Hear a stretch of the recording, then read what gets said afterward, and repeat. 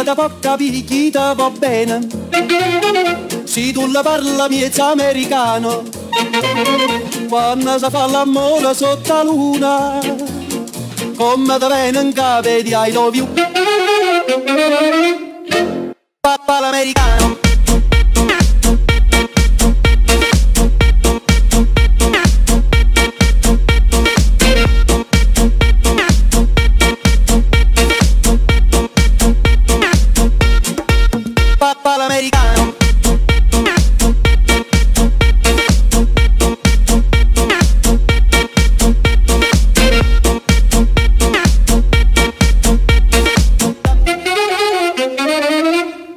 After the American Revolution, the push for prohibition increased. Many religious and non-religious organizations, such as the Anti-Saloon League and the Women's Christian Temperance Organization, pressured the government to enforce the 18th Amendment.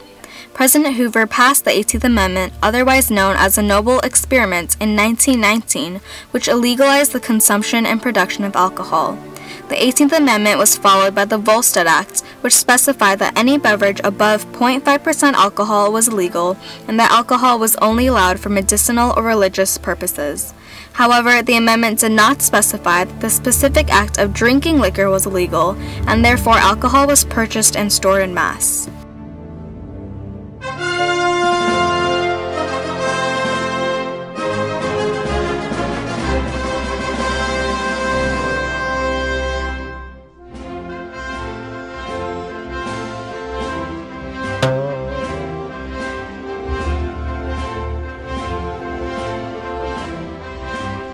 But because the demand became increasingly greater than the supply, organized crime for illegal alcohol soared.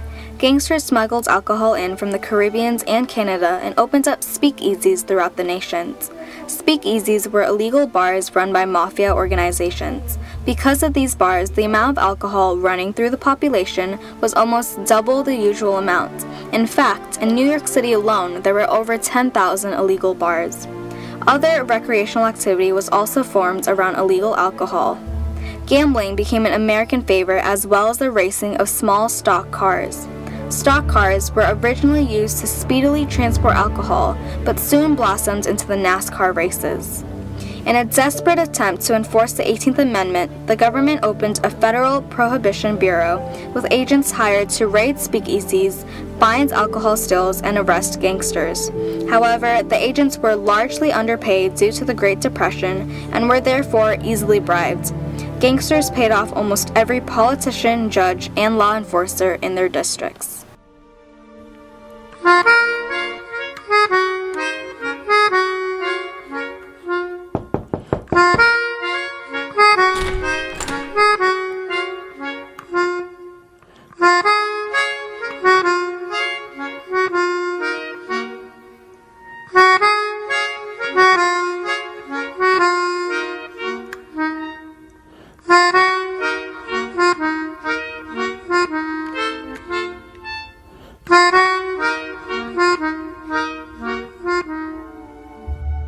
With their law enforcement in shambles, an increase in violence and crime, and a large number of innocent people killed, the government realized that their noble experiment had drastically failed. In 1932, President Roosevelt submitted the 21st Amendment to state governors, and in an attempt to appease the unrest simmering within the people, Roosevelt additionally submitted an amendment to the Volstead Act, which allowed for 3.2% beer to be legal. The 21st Amendment was finally ratified in 1933, consequentially repealing the 18th Amendment, therefore making alcohol legal in all states and also giving states the rights to enforce their own alcohol laws. Today I'm here with the infamous Al Capone, who will later be transferred to Alcatraz. Mr. Capone, do you regret the decisions that I brought you here? No, not at all. What led you into this life of crime? From an early age, I was involved in gang activity, and I also participated in the smuggling of illegal alcohol during the Prohibition era because the effects of future stock market crash and the Great Depression were already beginning to have an effect, and I was desperate for money. So did smuggling alcohol introduce you to other forms of crime? Once the government repealed the Prohibition Act, I was no longer necessary to smuggle alcohol, so I had to find another source of money, and I became involved in other criminal activities. And what charges were you finally arrested? I was arrested on tax evasion charges. And you were never arrested for any of your other crimes? Well, the police could never find any solid evidence to convict me of any other crime. Thank you, Mr. Capone. That'll be all for today. There was an abundance of Italian immigration to the United States. Many of these immigrants, however, knew little English and did not trust the corrupt and intolerant police. Thus, they turned to the mafia for protection. The mafia engaged in profitable, illegal activities such as labor racketeering and money laundering. They became wealthy through these illegal methods, which allowed them to have great manpower. During the Depression, the lack of jobs and money influenced many young men to join the mafia and other criminal organizations because although it was dangerous, it provided quick and easy money. Mob bosses had extensive networks that made it hard for police to connect individuals to specific crimes and places, making law enforcement an extremely difficult task.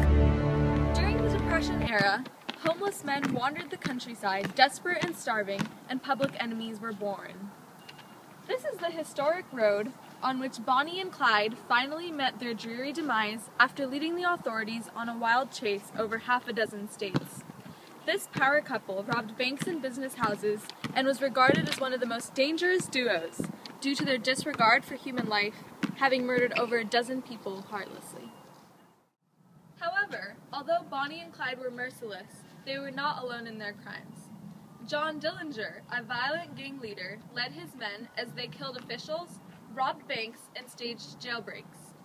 Other notorious criminals who worked under Dillinger included Babyface Nelson and Pretty Boy Floyd, who was also known as a cold-hearted vagrant. Floyd was one of the primary suspects in the early 1900s Kansas City massacre. However, because these criminals were a product of their time, their stories were often glamorized. Grapes of Wrath, the novel by John Steinbeck, mentions Pretty Boy Floyd.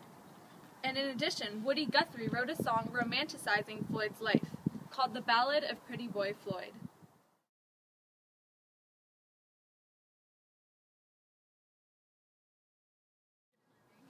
Khaki pants. Why are you recording me? Because I'm too sexy.